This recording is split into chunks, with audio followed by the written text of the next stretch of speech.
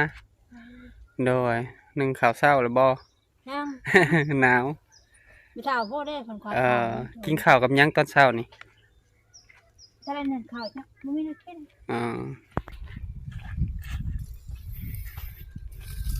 เอามีถับขวดถ่านไปขวดถ่านยายจอยไปจัก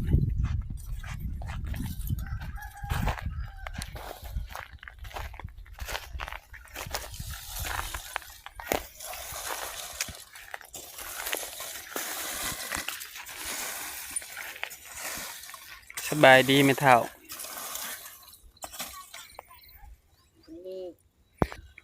ขวดถ่านไพ่ไม่เท่านี่อ๋อถ่านยายจอยเพิ่นแบ่งให้บ่หรือว่าขวดซอยซื่อ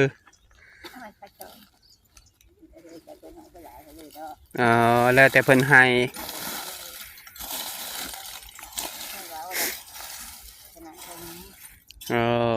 แล้วแต่มาซอยยายจอย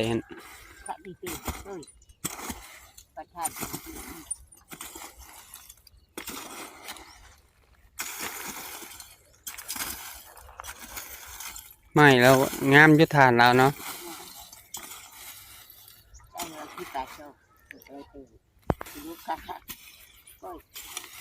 ของเจ้าเพิ่นได้6 สอบว้าวประมาณที่ก็วิทยาบอกคือข้างนั่งกับมีไม้บุตาที่ยาว่าหน่อยขวดแต่เศร้าบ่ไม่เท่า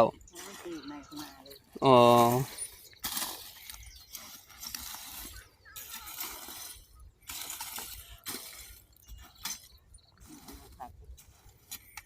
หน่อย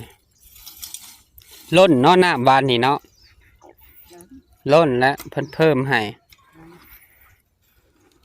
ถังเต็มเนาะล้นเอาถังพวกนั้นพวกนี้มาห้องไว้น้ำ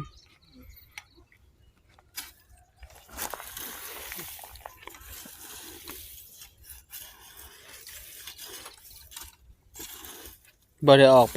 บ้านใหม่บ่อ๋อให้ไอ้หน้าให้เดี๋ยวเพิ่นไปส่งร้านเพิ่นไปเฮียนก่อนบ่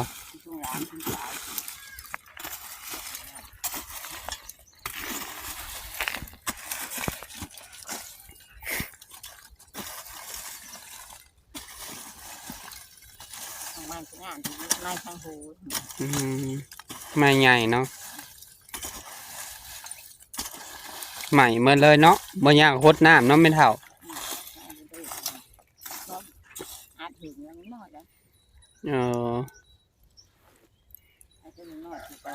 เนาะ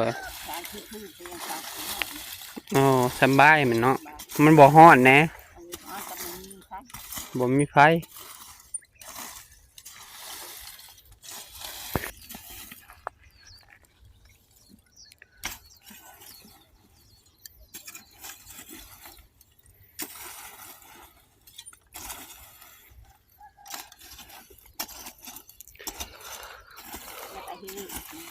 ไปแล้วเอากระสอบมาให้เจ้าอยู่ในพูนอยู่ในกระต๊อบเจ้าพุ่น10 ปลายสอบเทคานเมื่อวานนี้ก็เลยเก็บมาให้แม่เฒ่าบัดได้อีกกะจิทอนเก็บไว้ให้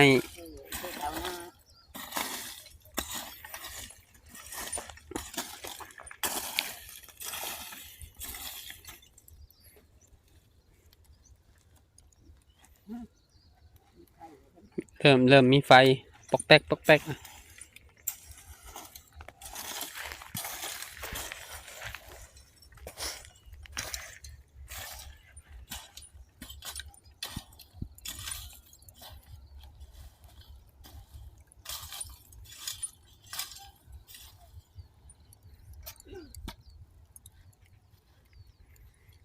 น้ำตุกนิดนะ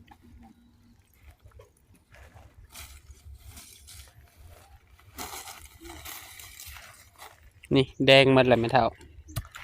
พริกเม็ด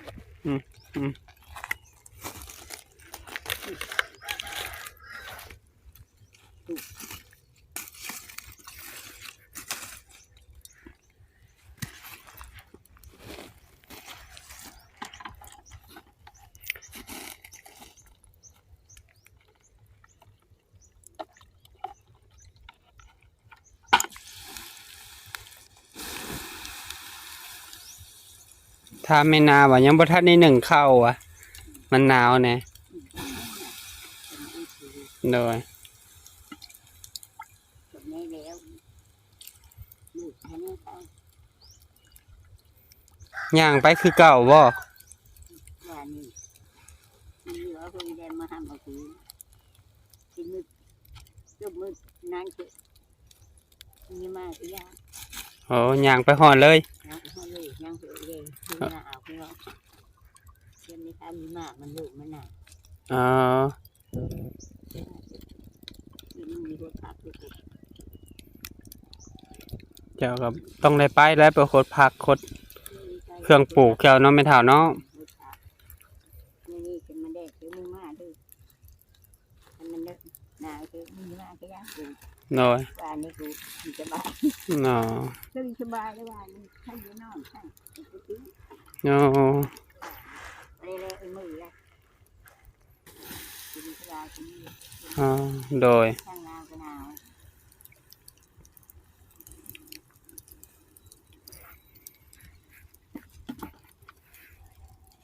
เหลือหน่อยหนึ่งไม่เท่าขวดแล้วเลยแม่นบ่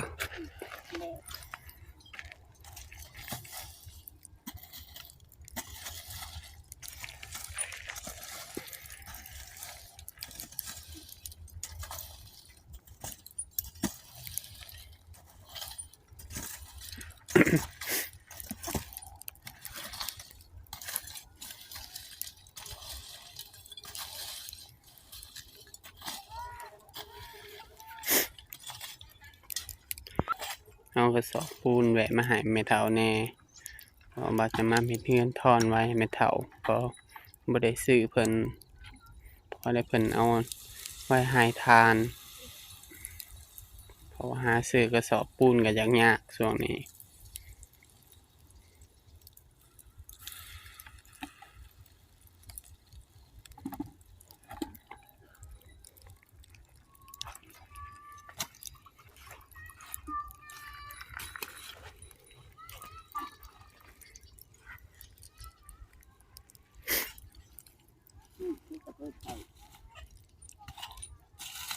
บ่อยากเห็นบ่ได้เนาะแม่เฒ่า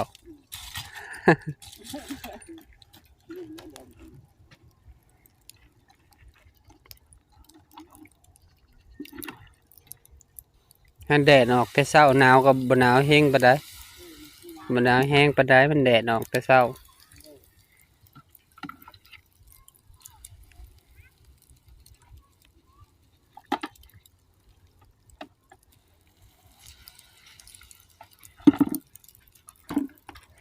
อีกหน่อยหนึ่งก็แล้วโอ้สนฐานเนาะ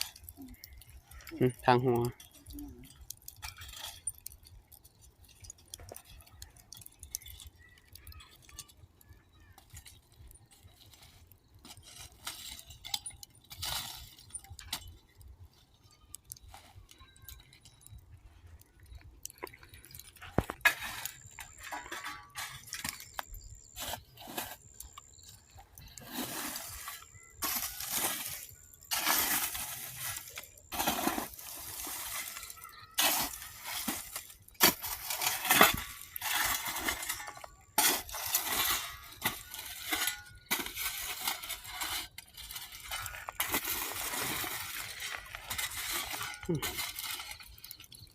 ได้ชนไม้ละบ่อยากไม้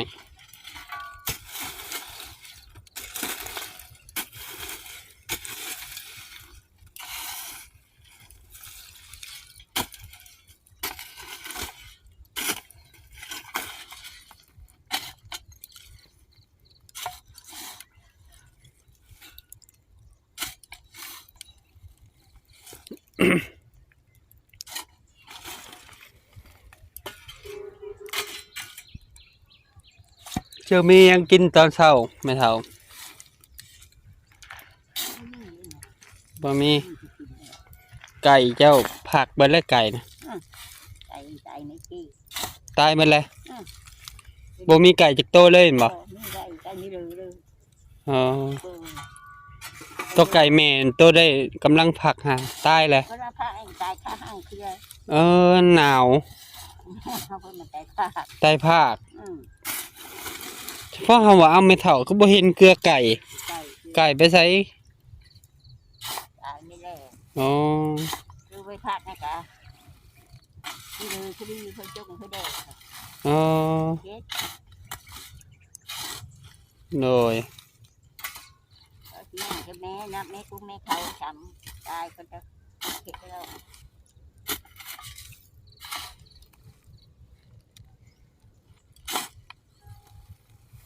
กุ้งไว้ก่อนหายแล้วคือพักนะคือพัก อ๋อ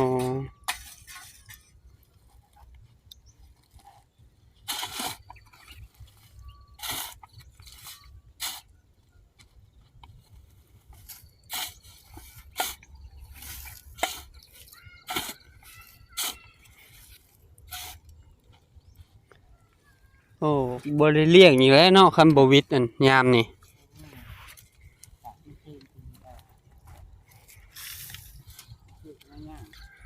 ตายภาคเนาะปีนี้ตายภาคตายหาไก่หลายคนก็ตายได้ตายคือกันแม่เฒ่า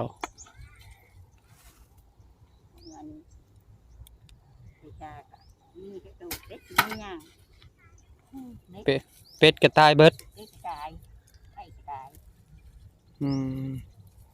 ตายเลยกินบ่บัดนี้ขากินเลยแม่นบ่อ๋อโดย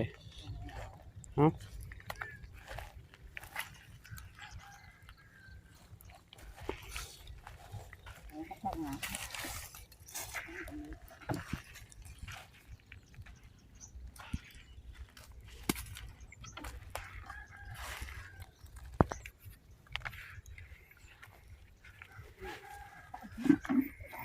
โอ้ย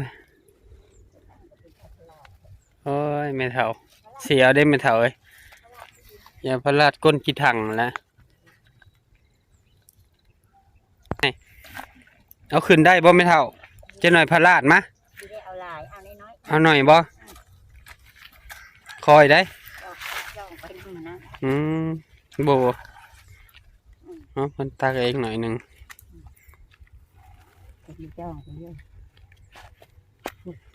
เนี่ยขึ้นเกิดไฟอีกเลยแม่เฒ่า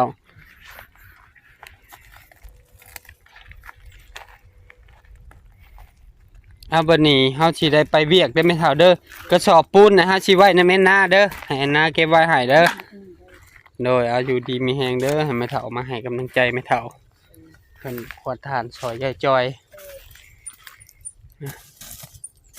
ฝากพ่อๆแม่ๆเป็นกำลังใจครอบครัวแม่เฒ่าเด้อพ่อแม่พี่น้อง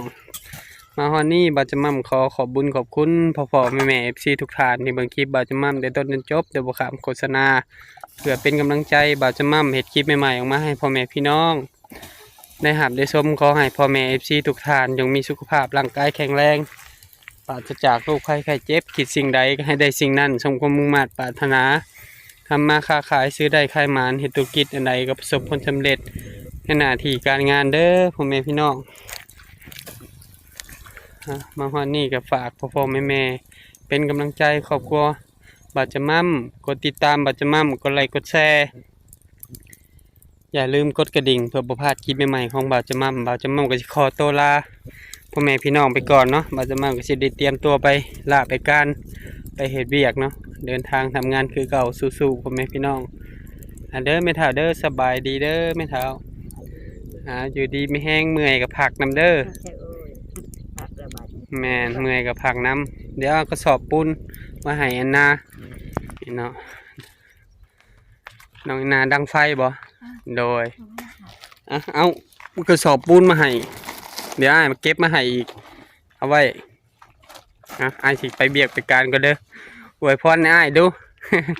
อวยพรให้อ้ายแหน่ เอาอวยพรให้อ้ายอยู่ดีมีแห้งเด้ บ่เป็น พ่อเป็นแจมเสาพ่อ โดยเอาบ่เป็นหยังหยอกๆอันน่ะเนาะให้น้องเพิ่น1 ข้าว 1 น้ำสบายดีเด้อน้องเอ็นนะ ไปดี โดย